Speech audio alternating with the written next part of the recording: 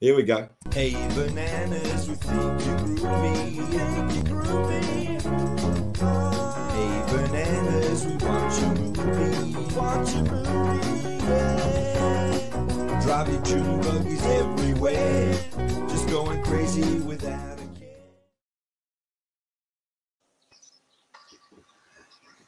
Ta-da! Flying in from the tranquil forest is Joy. That's right. Caroline Ellis, direct from the tranquil forest. She's got her, what do you call it? The wings. You've got the wings. Sort of. How are you today, Caroline? Hi, how are you?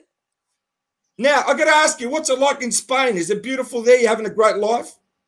Lovely. Very hot now. That's normal because we're in the summer, whereas I think you're now in the winter, aren't you, in Australia? Yeah, I'm freezing down here watching Boogaloo reruns. I'm watching reruns. Oh, we're not heating you up then. But I got to say, you've got the lifestyle down there and you deserve it. And I'm sure you love walking along the beach and just having great food and just enjoying your beautiful life. Paellas, yeah. Definitely a great Sunday lunch, paella. And I heard that you like a lot of Mexican food. I know where that came from too. Yeah, I used to. I don't have it very often now. But I used to. I loved it. Yeah. Now let's get into the Bugaloos. I want to say the show, the first season ran in 1970. It was 17 episodes. Yeah. And what happens is they picked you from the UK and you were about 19 at the time. That must have been fascinating. And they take you to LA to do the show. Tell me about that. That is a fascinating period in your life. Yeah, it was unbelievable. It was fantastic because it had been advertised a lot in the newspapers for people to come along and audition for it and whatever. I wasn't going to go because I was an actress. I was doing other things, and a friend saw it in the newspaper and said, "Come along, let's go along for a laugh." And I said, "No, what's the point? You know, they're saying there were thousands of people queuing up to be auditioned." And I said, "I don't want to queue up for hours and hours. You know, normally if we went for an audition, we'd have an appointment." But anyway, she finally persuaded me. And so we went along to EMI in London. I lived in London, but sort of about half an hour out on the tube, on the metro. So anyway, we went up to EMI, and yeah, there were scores of people outside queuing up, and this was going on every single day. But anyway, she said, "Come on, let's stick with it." Anyway, eventually we got inside the room, a dozen at a time, sat in a semicircle. Sid and Marty Croft were there, and they asked each of us one by one what our names were, and to sing a song. Just a song. So I sang Yesterday of the Beatles, and then we all went out, another 12 went in, and then somebody would come out and say which ones they wanted to wait and stay behind. I was one of the ones that was asked to wait behind, which was great. And then it went on from there. So every day we had to go back and either sing or they interviewed us. It got more and more deep into what they were looking for. They told us what they were looking for because I had no idea really, only what they'd mentioned in the newspapers. And this went on for about almost a week. In the evening, they wanted us to go back and have dinner with them to see that we could behave ourselves in restaurants and that we were going to be fairly educated. And then it was down to just a few of us, and it was down between me and another girl, Janie. And she was from the same agent as me. And we were actually working together doing a fashion show in the Dorchester, just up the road, because this was all taking place in Hyde Park. And anyway, I think it was on the Friday, something like that. Marty pulled me aside and said, "We want you to play Joy." And I said, "Oh." And he said, "Yeah, but you're not allowed to tell anyone. You've got to keep it a secret because we haven't made our minds up yet about the boys." So I had to keep it a secret for a couple of days. And I felt so sorry for Janie because she was still thinking she had a possibility, a chance of playing the part of Joy. But eventually they chose the boys, and then of course it was all splashed across the newspapers and everything else. Then we were in London. They sort of were preparing us at a drama school, at a theatrical school, dancing, singing, choreography, and all that sort of thing.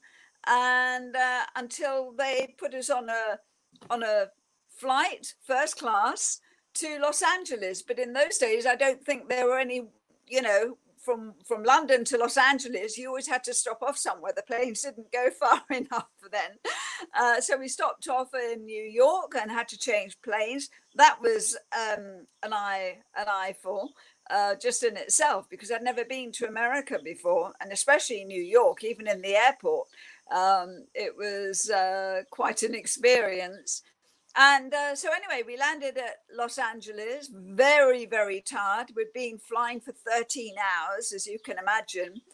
And so we came out of the airport, and the first thing I saw was a palm tree, one of these palm trees outside the airport.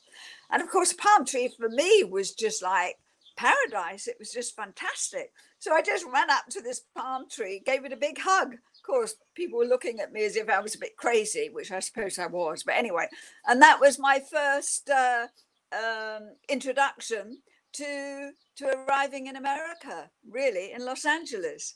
And from there on, they sort of took care of us. They showed us around the studio, introduced us to all the people that were going to be working on the show, and it was just great. It was a wonderful experience.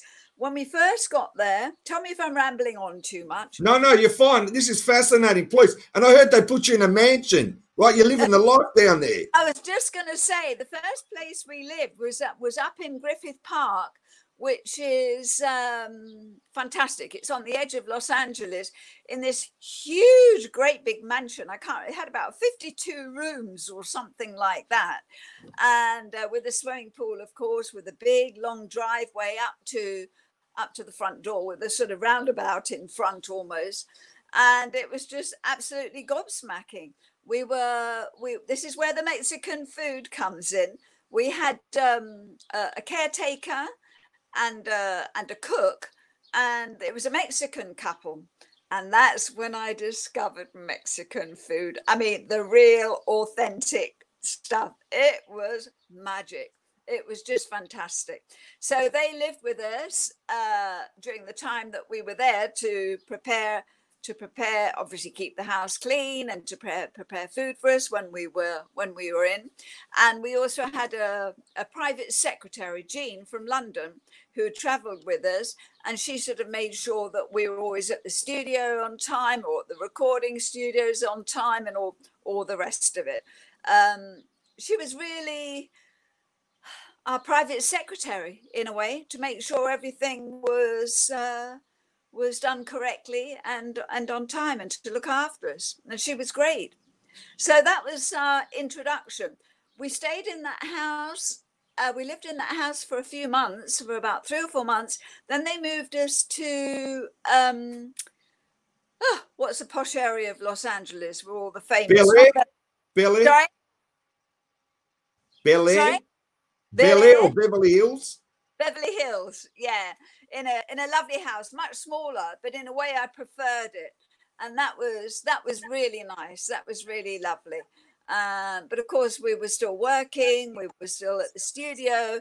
We were then planning to go on the tour when we'd finished the series. We'd been recording the record as well in the evenings while we were filming. So it was a pretty hectic, busy life, but obviously a very special time in my life. It was just such a wonderful, magical experience. Not many people get the chance to be offered something like that. And then you had the teen magazines, Tiger Beat and Moses. Oh, plenty of those, plenty of interviews. That was very often done at the weekends. They would come up to the house and give us interviews and photos and everything. Yes, and Moses, and who seemed to interview everybody at that time in the 70s. Yeah. So we were really kept busy non-stop. We must have been working about 18 hours a day in one way or another. Only on Sundays we were able to relax a bit more while we were filming. So obviously the monkeys were huge at that time, and Davy Jones, being English, he came up to the house on Sundays and we chatted, all of us together, and everything. So, you know, he was lovely. He was really, really great. Sadly, he's not with us anymore, which is a great shame. So yeah, no, it was magic. And while we were in Hollywood, we went to the Bob Hope show, met Bob Hope and other well-known people. We did a charity, the Christmas Seal, with Rock Hudson, and who else? What was the other guy? Another, you know, really, really huge name, huge star. So very often we were just in awe of it all. It was just unbelievable, all these American stars. And of course, working with Martha Ray was just an absolute privilege. That's right. But I got to say, the Bugaloos are entrenched in pop culture.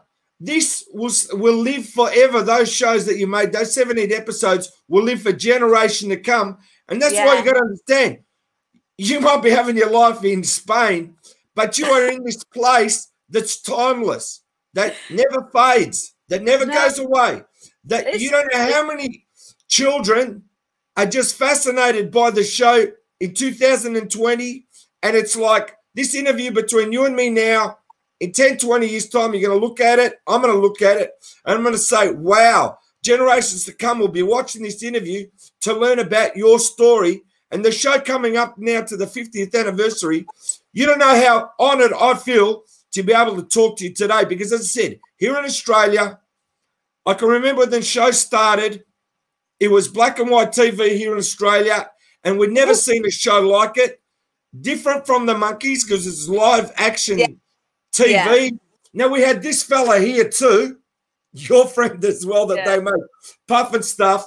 But let me tell you, the Bugaloos, they're a different kettle of fish. 4 British musicians in a band called the Bugaloos, right? And then you got the evil Bettina Bazaar that lives in a giant jukebox. And I mean, it's like something that you never said. And I've got to mention Sparky. Sparky really gives the spark to the show, doesn't he?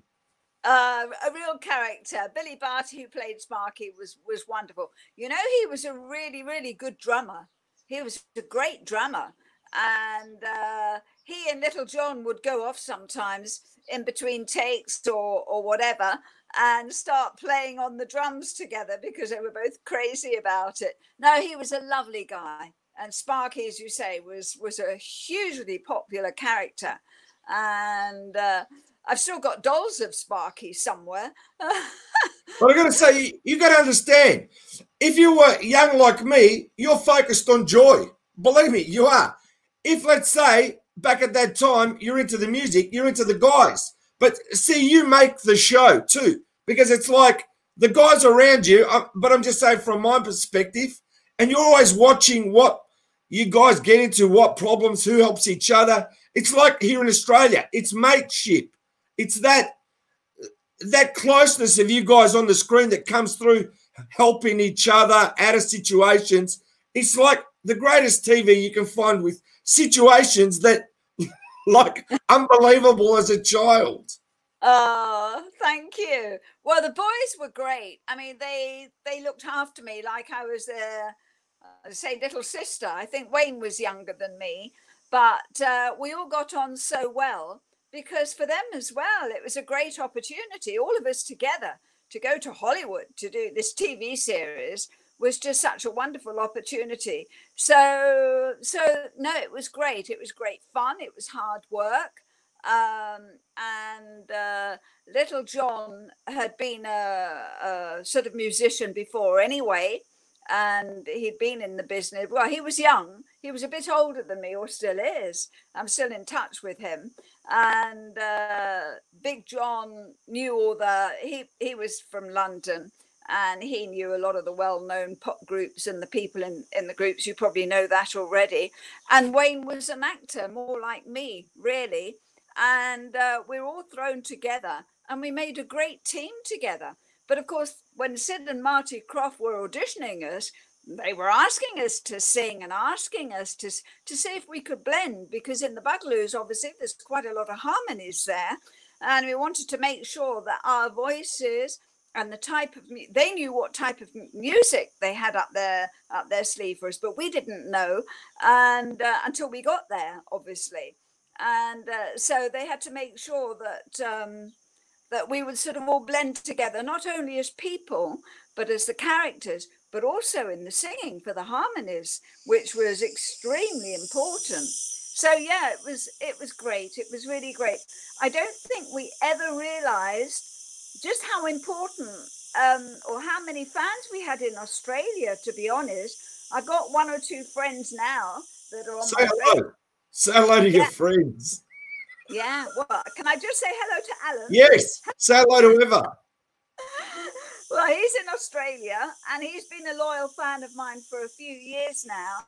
So I've got to say hello to him. I hope you don't mind. Of course, no, I don't. Hello to all of you in Australia, to all of you wonderful people. Doesn't matter about your age, because if you're sort of our age or whatever, then, or my age, because I'm older than you are. I was 12. As I said, I was 12, and I'm one of the #1 fans, believe me. Oh, well, as you said, now these children at that time now have families of their own, and they've shown it to their children. I showed it to my daughter when she was young. Now she's got a child, my grandson. So, as you say, it passes through the generations. It doesn't change with time, because it's just so, it's just great for the imagination. You're just in a different world. And of course, you know, that's part of growing up as well, isn't it? It's magic. It's just magical. Exactly. So, yeah.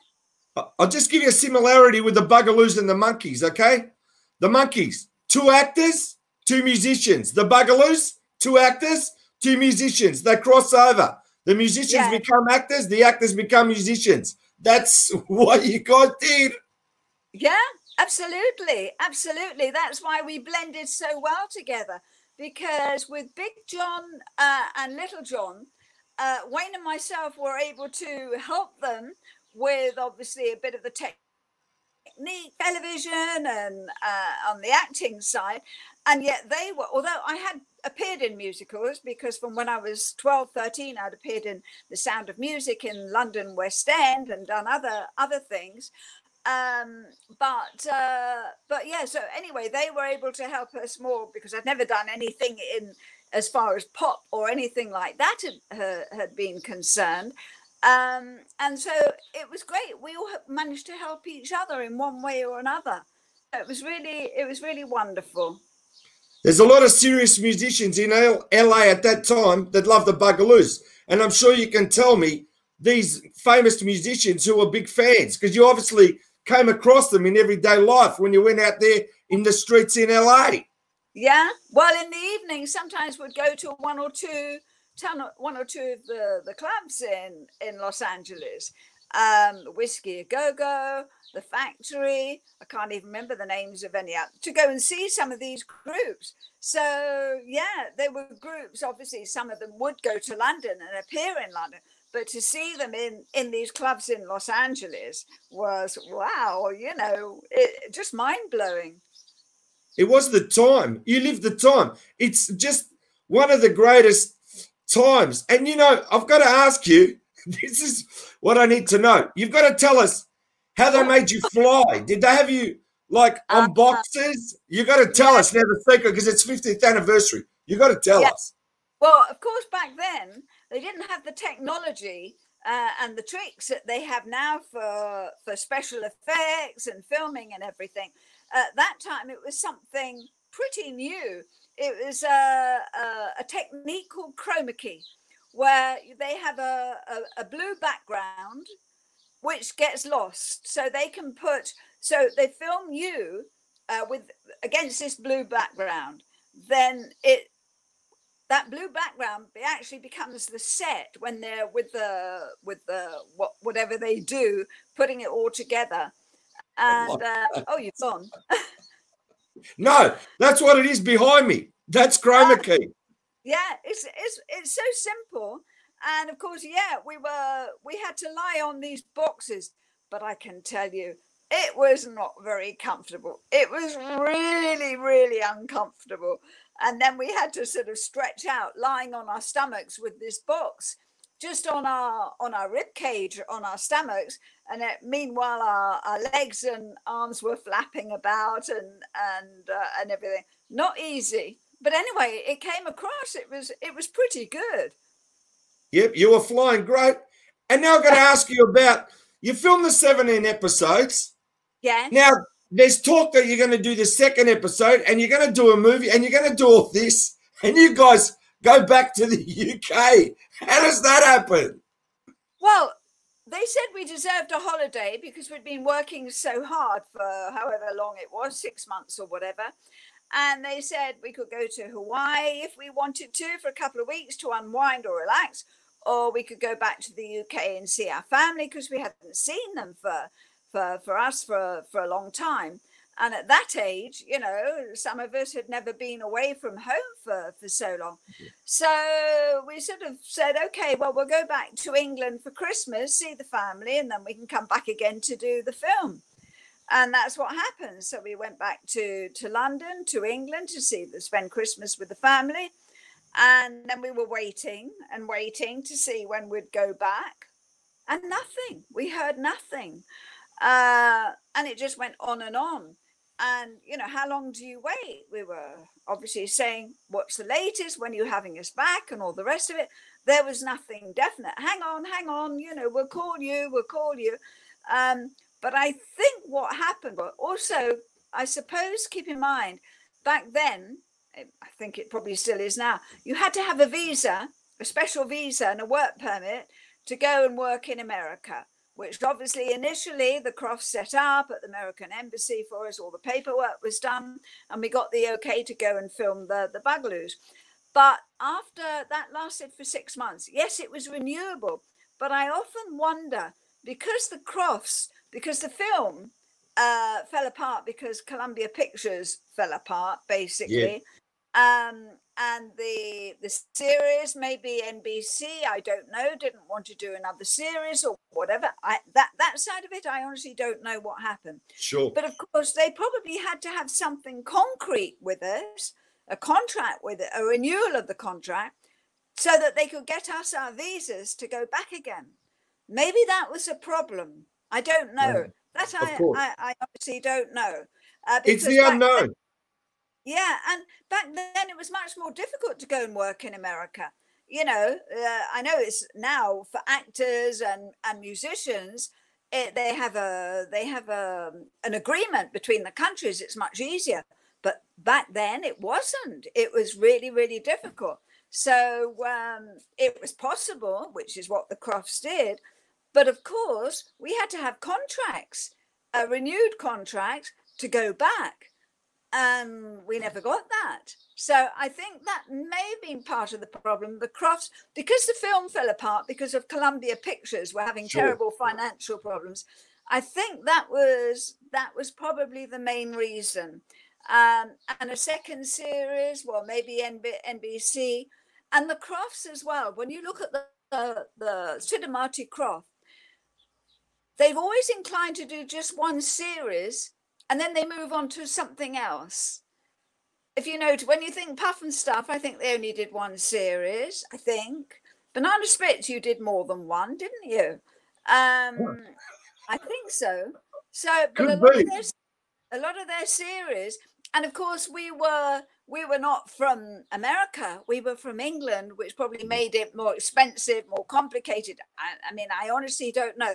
But it was very, very disappointing. And then after a while, you just say, well, you've got to get on with your lives. I was offered a TV series in England.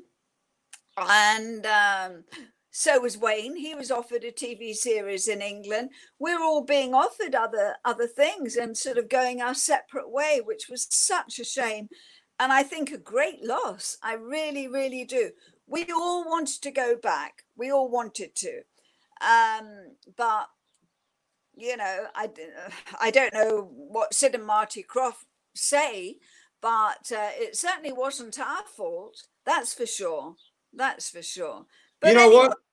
The sun shines so bright.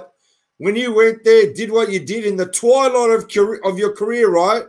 You're 19, but when you went over and started the show, were you 20? I was 19, and I had my 20th birthday while we were there.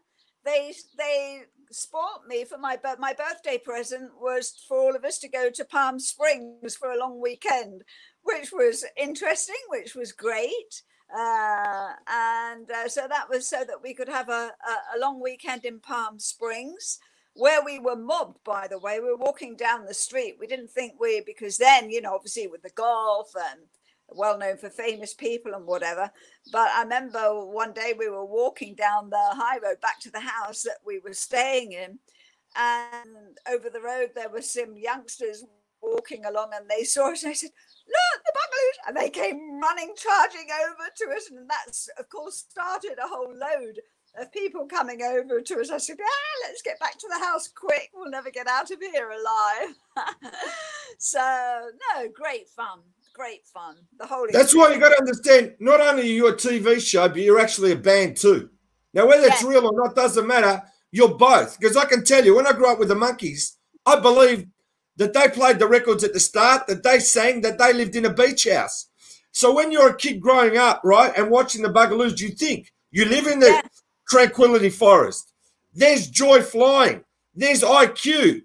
There's everybody doing their bit, and it's real. For a child, they actually take it in and think it's real. And that's what a lot of people don't understand. It wouldn't work if you didn't think it was real, you know, but the thing was with that series, it was so way out that we had a lot of older adults watching it as well, were hooked, because they thought, you know, this is, wow, where are we? We're on another planet here. And of course, it became popular. Maybe they had children, I don't know, that loved it, and they ended up sitting down, ending up watching it with their children. But it was so freaky in a way. I mean, Sid Croft has a wonderful imagination. He really does, because it was his idea, and then Marty sort of puts the whole thing together. That's why they work so well together. But when you think about it, it was so, at that time there was nothing like it. Well, I don't think there's anything like it now. Not quite the same. So hence the reason it caught on in such a great way. Wonderful. And now with YouTube, everyone's watching it. Like they're catching on to it now, because those series, they don't make them. And being in color is even more fascinating if you saw it in black and white like I did.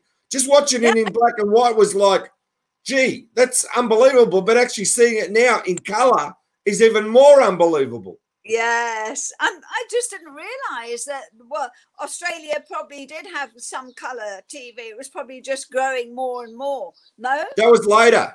Color TV didn't come for a long time in Australia. We're behind the 8 ball here. Yep.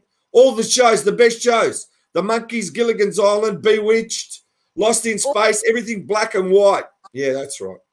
Gosh, no, I didn't. Even the banana splits and going up in the poles, black and white. Now you got to tell me about the Bugaloos buggy. You got to tell me how wild that was in the buggy driving around in that. Come on. Great, yeah, really good.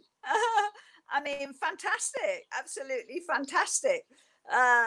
Okay, for the filming, it was all sound effects and things like that, and obviously background where you know the show very well.